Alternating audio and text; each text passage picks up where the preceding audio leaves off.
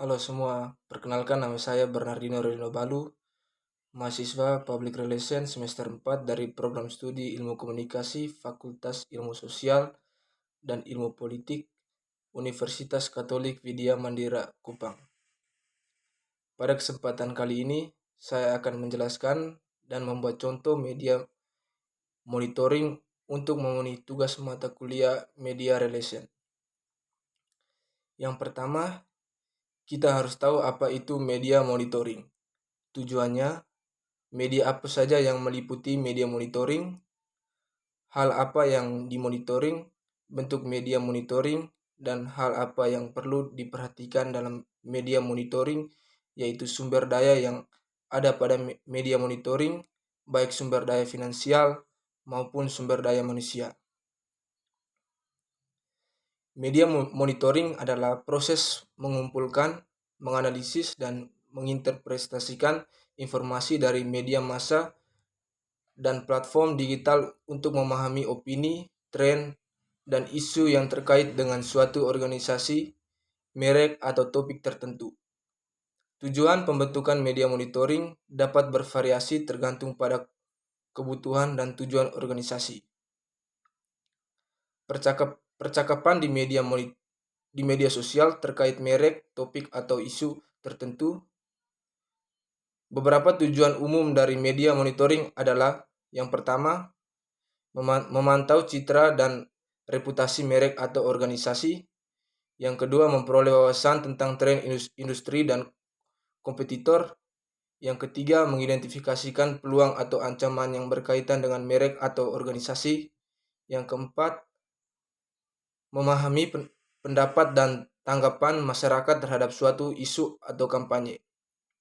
Yang kelima, mengukur efektivitas kampanye, pemasaran, atau publisitas. Dan yang keenam, memperoleh informasi penting untuk pengambilan keputusan strategis. Media yang dapat dimonitoring meliputi berbagai platform seperti media cetak, media elektronik, media sosial, blog, forum, diskusi, dan situs web. Dalam hal yang dimonitoring ini dapat mencakup berbagai aspek seperti: yang pertama, sebutan merek atau organisasi. Yang kedua, isu-isu spesifik yang berkaitan dengan merek atau organisasi. Yang ketiga, sentimen publik terhadap merek atau organisasi. Yang keempat, pemberitaan tentang kompetitor atau tren industri. Dan yang kelima, reaksi dan komentar pengguna di media sosial. Bentuk media monitoring dapat beragam, tergantung pada kebutuhan dan sumber daya yang tersedia. Beberapa bentuk umum dari media monitoring meliputi: yang pertama, pemantauan manual, melibatkan tim atau individu yang secara manual mencari, membaca, dan menganalisis konten yang relevan dari berbagai sumber media. Dan yang kedua, pemantauan otomatis, menggunakan perangkat lunak atau alat yang dirancang khusus untuk mengumpulkan dan menganalisis data dari berbagai sumber media. Yang ketiga, social listening tool, alat yang digunakan untuk memantau dan menganalisis percakapan di media sosial terkait merek, topik, atau isu tertentu. Yang keempat, analisis sentimen, menggunakan algoritma dan teknik analisis bahasa alami untuk menentukan sentimen positif, negatif, atau netral dari konten yang dimonitoring.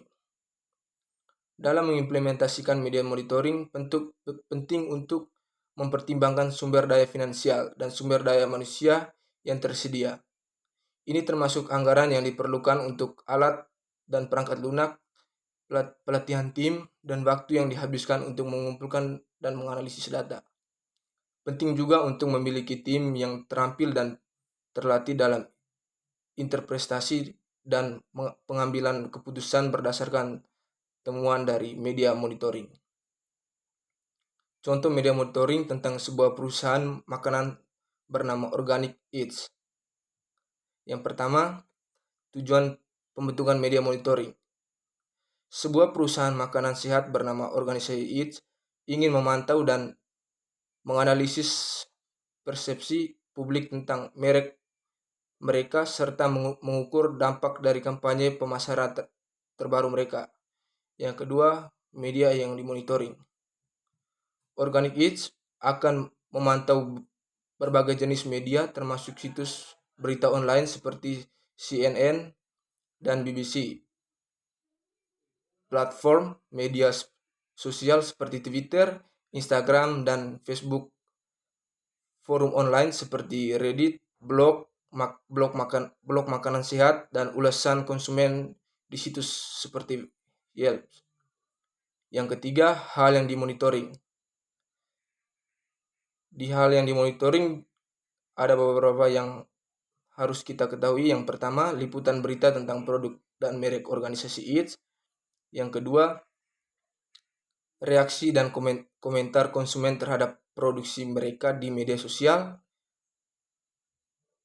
Yang ketiga, ulasan dan testimoni konsumen di situs-situs ulasan makanan. Yang keempat, perbandingan dengan pesaing dalam hal reputasi dan kinerja produk.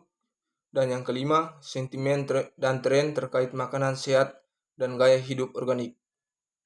Yang keempat, bentuk media monitoring, social listening tool. Organic Eats menggunakan social listening tool seperti mention atau brand untuk melacak dan menganalisis percakapan tentang merek mereka di media sosial. Mereka memantau kata kunci terkait seperti organic eats, makanan sehat, dan produk organik untuk mendapatkan wawasan tentang bagaimana mereka dipersepsikan dan memahami tren yang muncul dalam percakapan online. Yang kelima, sumber daya. Organic Eats mengalokasikan anggaran yang memadai untuk langganan sosial, listening tools, dan teknologi monitoring media lainnya. Mereka juga memiliki tim yang terlatih untuk menganalisis data yang diperoleh dan merespons dengan cepat terhadap temuan mereka. Dengan mengoptimalkan sumber daya finansial dan sumber daya manusia, Organic Eats dapat melakukan media monitoring dengan efektif dan efisien. Sekian dari saya. Semoga dapat berguna bagi teman-teman semua dan jangan lupa like, share, dan komen. Terima kasih.